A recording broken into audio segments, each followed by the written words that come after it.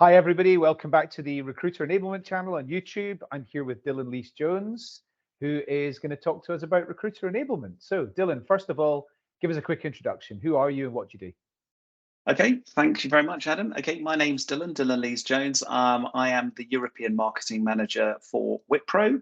I've been working in marketing ever since I graduated back in '96, and I've got about 5 to 6 years worth of recruitment marketing experience.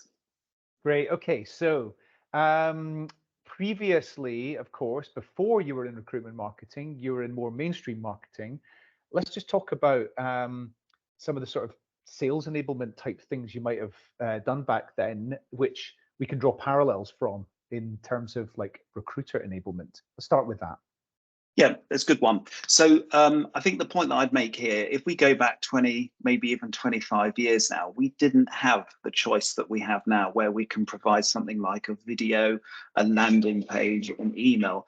And it was simply my role, part of my role was to work with our sales teams, our new business teams, that is to try and win new business based on what we were doing for some of our clients, whether that be creative marketing campaigns, data-driven campaigns, above the line campaigns, including TV, radio.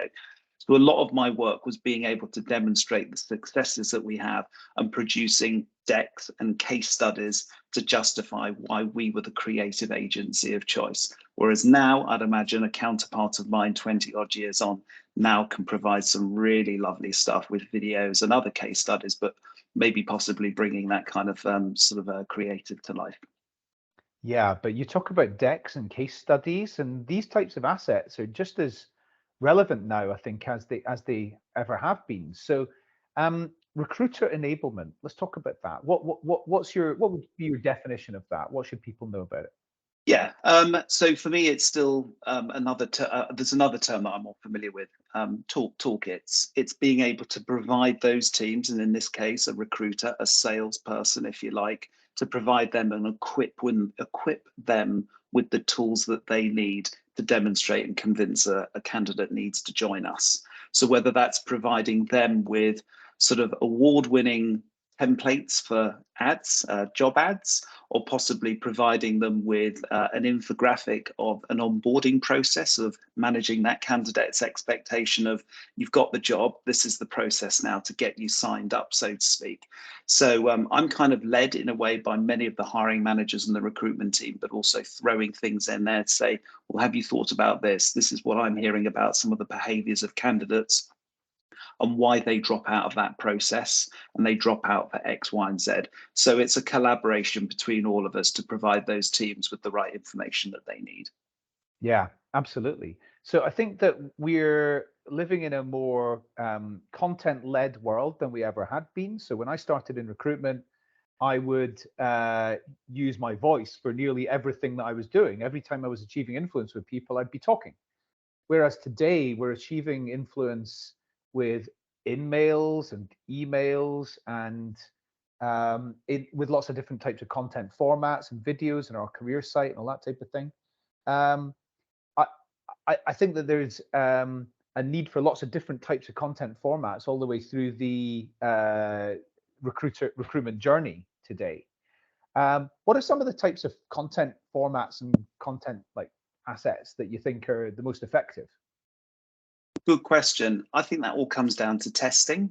That I might say to you, actually, these are really good formats to use, but they might not necessarily work for this type of candidate or this type of industry. So for me, I mean, going back to your first point about what I learned in my career, we were always encouraged to produce integrated marketing campaigns. And then what came from that were the learnings. So you might actually find that events would work very well when targeting asset managers or IFAs.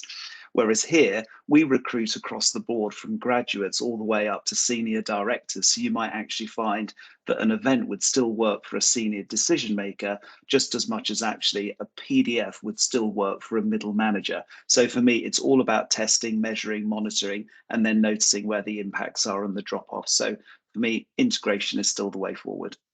Yeah, I couldn't agree more.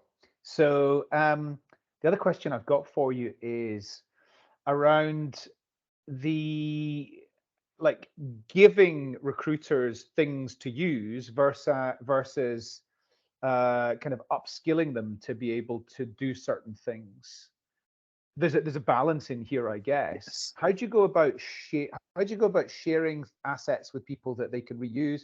And when is it time for you to actually do it for them? And when is it time for you to like train them how to do it? It's a really good point.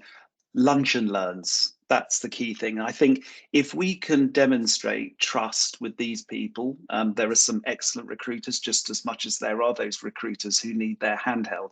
I think with those assets that work the best are the ones that are the simplest and the work is all done for them.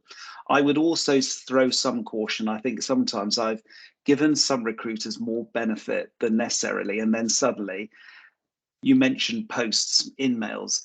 If we're not monitoring those things, sometimes some recruiters, their skill is not in writing and their grammar is terrible. And that's a really bad reflection of our employer brand, because if we're putting these advocates of our brands out there, our influencers, and they are writing inappropriate or the communication is so poor, that's where we need to come in. So for me, I think if we can do constant lunch and learns and that monitoring of those communications, then I would always say, it builds trust, but at the same time, it gives some people like me some confidence to know that things aren't going out there that haven't been quality assurance checked. Yes, absolutely. Okay, great. Dylan, thank you very much for taking the time to join me today. It's been great to learn from you. And I look forward to seeing you again soon. Perfect. Thanks for your time today, Adam.